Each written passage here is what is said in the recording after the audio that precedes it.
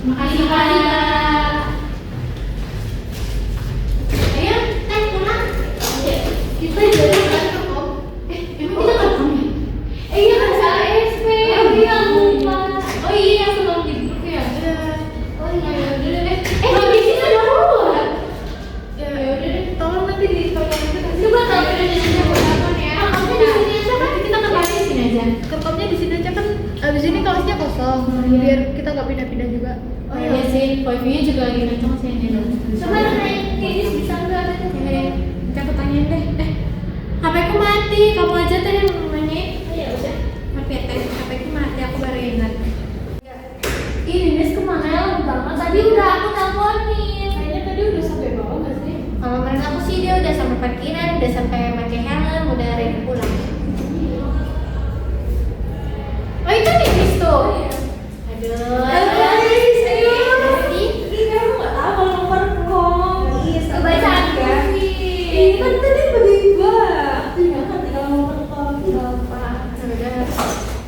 Ini kita bahas apa nih?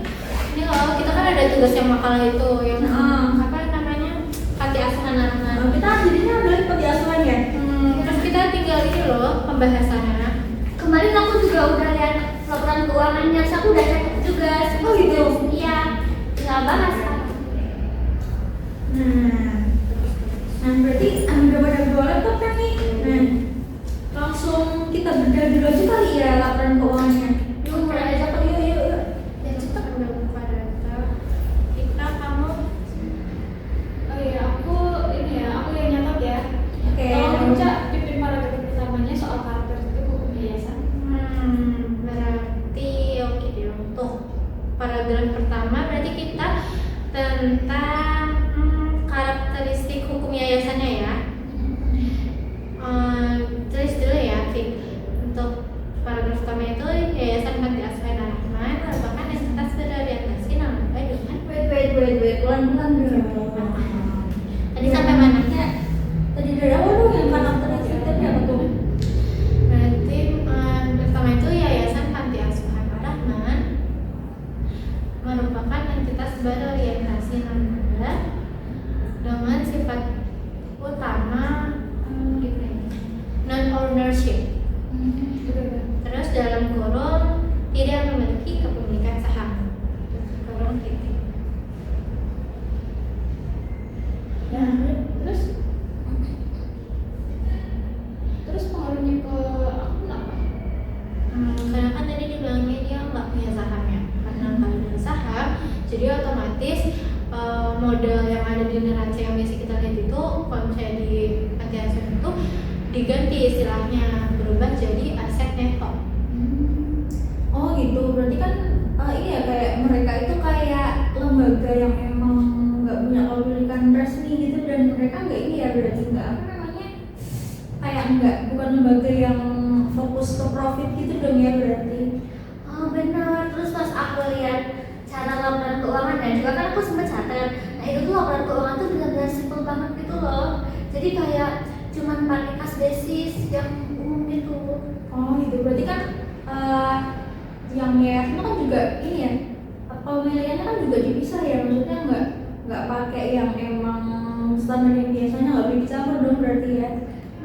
Pas aku lihat tuh uang masuknya tuh dicatat, terus uang keluarnya itu misal buat pembelian apa gitu dicatat. Terus selama ini kan panti itu juga aman-aman aja kok. Nah terus ini kenapa di makalah kita itu harus pakai laporan yang ribet gitu? Sistemnya kita agak ribet ya. Nah berarti kan apa namanya, karena kita juga harus sesuaiin ya, maksudnya sama kondisi lapangannya juga kan. Nah berarti kan case basis itu kan juga rawan banget dong, nanti malah bisa jadi apa namanya, bumerang sendiri buat menyimpan si utang atau piutang yang sebenarnya dari itu ya, dari pabrik gitu ya. Lah tapi kok bisa gitu kan? Duitnya bakal tetap segitu-gitu aja kan? Nah iya, tapi kan gini, kita kan pakai simulasi angka ya, biar Vika juga nanti bisa ini langsung hitung di makalahnya gitu. Ya siap nanti. Jadi gimana? Nah gini, misal ya di bulan Desember 2025 nih kan, misal panti itu ngambil sembako ke warung sebesar 5 juta. di bulan Januari 2020. Gue jadi lupa. Nah, terus nanti kalau di catatan kas pantinya jadi gimana? Nah, kan kalau misal pakai cash basis berarti kan beban Desember itu ditulis 0 karena uangnya kan belum keluar. Nah, akibatnya laporan Desember itu kelihatan surplus BB, padahal artinya panti punya utang 5 juta. Berarti nanti jadinya pas bulan Januari 2026-nya panti bayar utang di bulan Desember itu kasnya yang dicatat keluar 5 juta. Nah, jadinya nanti di laporan Januarinya itu langsung kelihatan banget ya kalau misalnya ada defisit turun atau anjlok. Padahal itu tuh sebenarnya bebannya itu keluar karena pengeluaran di bulan atau yang dibutuhkan di bulan Desember itu. Jadi macet-macet ya laporannya. Iya, makanya itu. Oh, jadi aku sekarang paham. Oh, berarti kalau pakai akrual itu berarti di bulan Desember itu catatnya sebagai beban sama utang ya? Iya, betul. Nah, kan udah dicatat juga ya, Fik ya. Nah, terus kita juga harus nyatat jurnalnya di bulan Desember itu secara akrual. Nah, jadi di debitnya kita itu nyatat beban konsumsi sebesar 5 juta itu tadi, sama di kredit itu ada utang dagang sebesar 5 juta. Masuk akal ya jadinya. Makanya kalau laporan keuangan yayasan publik itu wajib, sebenarnya lebih wajib pakai akrual ya daripada apa namanya yang lain, biar apa keuangan itu ke datanya akurat, jadi nggak menyesatkan buat info ke donatur. Ya sih. Tuh, jadi kayak simulasi angka sama akurnya kan udah aku tulis ya. Sekarang masuk ke sumber-sumber baru nih, kayak akuntansi dana gitu. Gimana sih konsepnya?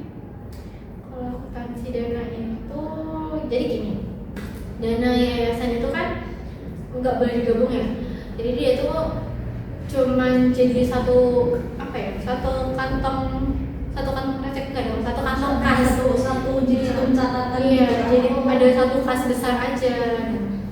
Tapi ini tuh harus jadi nggak boleh digabung deh, maksud aku maaf. Iya. Jadi Harus iya dipisah, harus berarti. dipisah. Nah, jadi antara asetnya itu tanpa pembatasan sama asetnya itu dengan pembatasan itu harus dipisah kasnya. Nah, terus kalau gitu berarti beda secara realnya gimana perbedaannya? Kalau beda secara realnya itu misalnya kalau misalnya tanpa pembatasan itu kan karena dia dana umum ya, kayak misalnya buat kotak amal misalnya.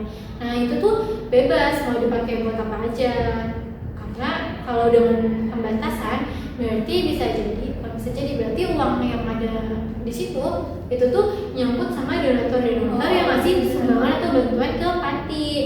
Contohnya aja kayak ada donatur yang berbaik hati gitu, mau ngasih uangan khusus buat renovasi gedung atau dana wakaf deh. Nah itu berarti cuma boleh buat dipakai itu aja, nggak boleh dipakai yang lain. Oh, terus kalau di panti asuhan Al-Rahman itu kan aku kemarin ke sana. Terus pihak pantinya itu cerita atau sering-sering kan aku nanya juga ya, kebetulan sharing katanya kas operasionalnya itu pernah kosong, sisanya itu cuma 100 ribu. Padahal besoknya itu anak-anak itu harus makan kan, terus ada pembayaran tadi yang musik juga, itu nominalnya kalau nggak salah 400 ribu deh, itu tuh udah jatuh tempo gitu loh. Nah, berarti kan kurang ya berarti dananya. Berarti panti asuhan gimana tuh caranya ngatasin itu? Apakah ambil dana dari yang lain atau gimana tuh? Nah itu tuh kan di rekening khusus dana terikat inovasi itu kan masih ada saldo utuh ya. Kemarin kalau nggak salah sekitar 50 juta dari 50 juta itu. Nah cara sistem akuntansi itu tuh boleh gak sih minjem dulu 1 juta dari dana renovasi buat ngalangin beli makanan anak-anak itu kan kayak darurat kemanusiaan gitu loh, kan harus dibayar kan. Menurut kalian gimana? Tapi harusnya nggak boleh dicampur gitu aja nggak sih? Maksudnya secara hukum dan secara tujuannya dari awal kan nggak bisa dicampur nggak sih? Tujuannya donatur ngasih kan juga biasanya kan donatur juga udah bilang nggak sih, maksudnya masih segini buat apa-apa aja gitu kan. Jadi kan sebagai panti asuhan juga maksudnya nggak bisa semena-mena dong kayak ngambil ya udah dipakai buat ini dulu, nggak bisa ya, walaupun jadi kan nggak amanah nggak sih rasanya ya gitu. Lah terus kalau gitu, kalau nggak bisa kan kata-kata nggak bisa, terus itu solusinya gimana? Padahal kan besok-besok itu harus ada pembayaran gitu, itu kan darurat lah. Jadi gimana? Nah berarti emang dari awal kayaknya emang harus dicatat bener-bener ya, maksudnya catatan pengeluaran atau makanya buat apa aja emang harus dicatat bener-bener supaya keuangan itu juga nanti waktu dipertanggungjawabkan ke donatur juga ada buktinya gitu kan. Nah, berarti kan harus dicatat juga lewat mekanisme hubungan antar dana sebagai utang atau piutang resmi itu tadi. Nah, yuk coba ketik jurnalnya saya darurat. Gimana gitu jurnalnya? Nah gini, jadi di buku catatan dana tanpa pembatasan buat operasional itu nanti jurnalnya gini. Kan di debit ada gas sebesar 1 juta misal ya, terus di kredit itu nanti ada utang antar dana sebesar 1 juta juga gitu. Oh, berarti kalau kayak gitu karena dia ngambil uang dari tanpa pembatasan itu ya? Iya. Tapi berarti ada catatan lainnya, ada jurnal lainnya. Ketik ya, ini buat jurnal dana dengan pembatasan. Kalau tadi tanpa pembatasan, nah ini dengan pembatasan untuk misalnya renovasi. Nah di debit itu nanti ada piutang antar dana. Tadi pesannya berapa? 1 juta. Oh, berarti Dimisalin aja sih ya itu kita. berarti piutang antar dananya yang dicatat itu 1 juta di debit, terus nanti di kreditnya itu baru udah kas. Jadi kalau misalnya tadi kata Ninis di tanpa pembatasan itu kasnya di debit, kalau misalnya di dengan pembatasan ini kasnya itu di kredit. Oh, jadi kesimpulannya tuh tadi nanti tuh kayak statusnya itu pinjam meminjam antar akun gitu ya, jadi nggak bisa langsung ambil dari uang dan untuk buat renovasi gitu. Iya, nggak bisa sih. Jadi nanti pas dana operasional panti udah keisi lagi dari donatur, uang utang itu juga wajib dilunasi dan dijual lagi gitu. Berarti uang-uang yang ada di panti itu sebenarnya masih bisa ya buat dipinjam-pinjam buat nutupin satu sama lain. Kalau misalnya keadaannya mungkin lagi kepepet banget di dalam. Ini sih kan panti juga sebagian besar dari dananya kan juga dari donatur ya. Jadi kan apa namanya pasti kan donatur juga ada yang tujuannya ngasih itu memang nanti terserah dari pihak panti mau gimana alokasinya. Tapi kan ada juga dari donatur yang memang udah dari awal tujuannya buat renovasi atau buat nambah sarana pendidikan gitu kan. Jadi mungkin emang yang dari dana yang emang nggak ada ketentuannya dari donatur itu bisa dialokasikan ke yang lain. Misal kayak buat alokasi buat makan sehari-hari, buat bayar listrik gitu juga sih harusnya ya. Berarti asal disesuaikan sama kayak jurnal tadi kan. Pasti dari donatur juga pengertian kan, maksudnya kan butuh selain buat renovasi kan pasti juga butuh buat sehari-hari juga kan. Gitu sih. Kan juga pihak panti udah mencatat. Iya, dan donatur kan juga nanti akhirnya ngerti kan. Dan Jadi ada uangnya buat transparansi apa juga aja. sih. Iya, betul sih. Oke, jadi jurnal antar dana kan udah selesai. Kita masuk ke transaksi regulasi nih. Kalau dari PSAK 45 ke ISAK 35 itu kayak gimana sih? Nah oke, ketik ya. Nah dulu itu laporan pelaporan keuangan itu non laba itu pakai peraturan PSAK 45. Nah tapi sekarang udah dicabut dan digantinya wajib pakai ISAK 35. Gitu sih. Nah, karena udah diganti ke ISAK 35 ini, jadi panti itu jadi kayak sebuah perusahaan sih, karena panti itu jadi wajib nyediain 5 laporan keuangan. Ada laporan posisi keuangan, terus laporan penghasilan komprehensif, terus aku lupa. Laporan perubahan aset neto, terus sama laporan kas. Nah yang terakhir ini kayaknya kita nggak pernah ketinggalan sama ini CALK. Kan itu kayak rinciannya banget ya di CL. CALK kan ya wajib ada juga di laporan panti. Oh, berarti kan laporannya dari 5 ya. Terus gini, terus aku kepikiran ya, bisa kalau bulan Ramadan itu kan suka ada orang berbagi santunan gitu. Nah, berarti kan biasanya ramai kan yang berbagi santunan, misal ke panti asuhan juga. Ya, itu kan berarti nanti dana buat panti asuhan itu kan banyak. Itu tuh bisa nggak sih kalau misal sebagian dananya itu dialokasiin buat apa ya, istilahnya gaji pengurus gitu? Soalnya kan mereka kan pasti capek kerja gitu. Menurut kalian itu bisa nggak sih? Kalau gitu nggak boleh dong. Itu udah ada UU yang mengatur, yaitu UU Yayasan nomor 16 tahun 2001. Jadi kekayaan atau surplus yayasan itu dilarang keras dibagikan ke pembina, pengurus maupun pengawasnya gitu. Tapi itu kenapa gitu? Ya karena yayasan kan bukan termasuk PT atau koperasi yang cari untung kan. Jadi semua surplus itu wajib diputar balik buat fasilitas artinya itu, dan atau buat nambah kuota hak asuh anak.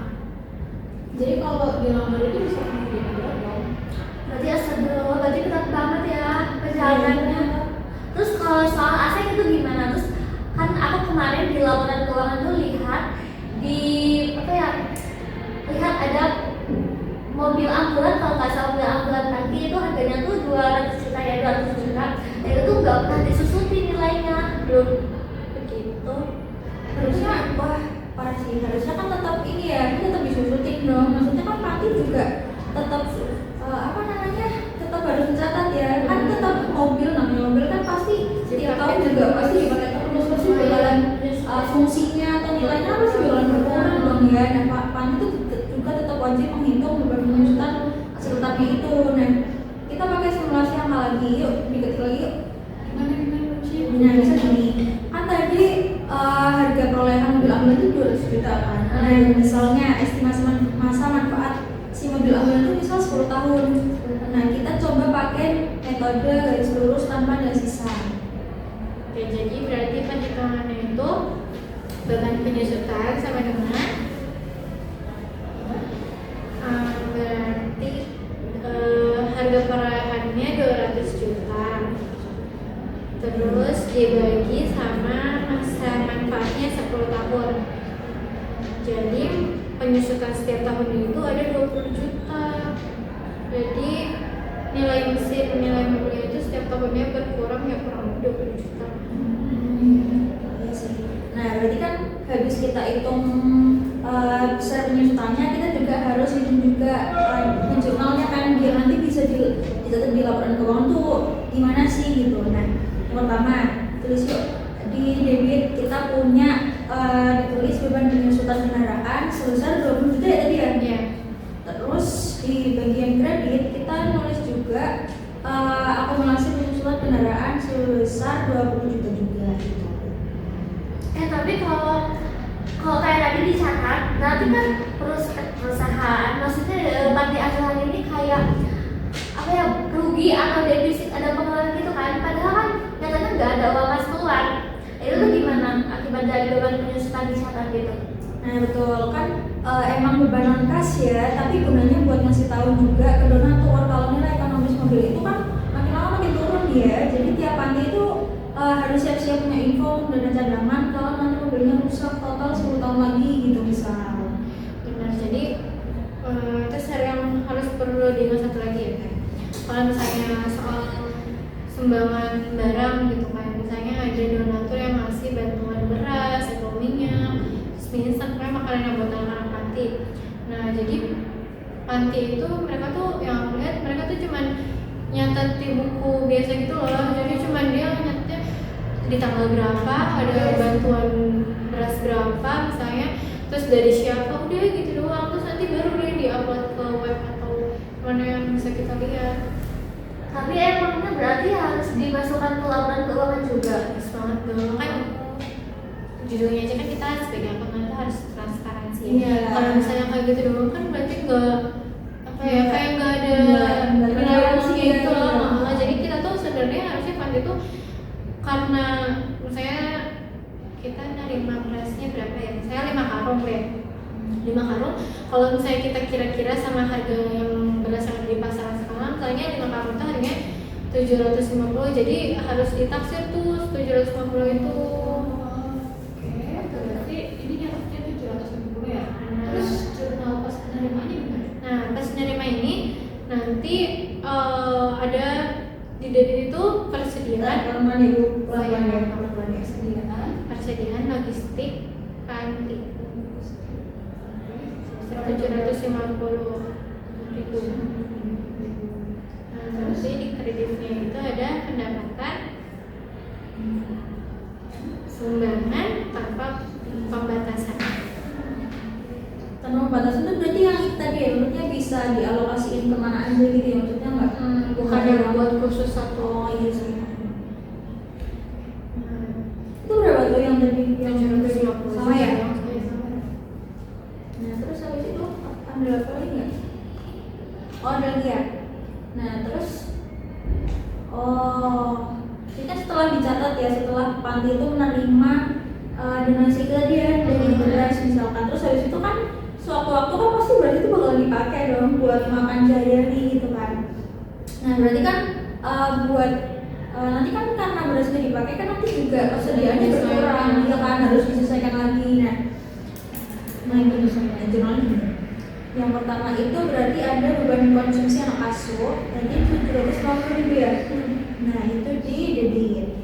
Kemudian di kreditnya itu berarti kan persediaannya berkurang ya. Jadi berkurang. Nah berarti kan karena persediaan berkurang berarti di kredit itu berarti ada persediaan logistik panti itu berkurang juga senilai 250.000 gitu. Oh, jadi aku ngerti banget sekarang. Berarti kalau nggak dicat kayak tadi, berarti biaya operasional makanan anak-anak panti itu kayak kelihatan kecil banget gitu ya di laporan. Padahal aslinya kan dibantu dari uang sumbang-sumbang mereka gitu ya.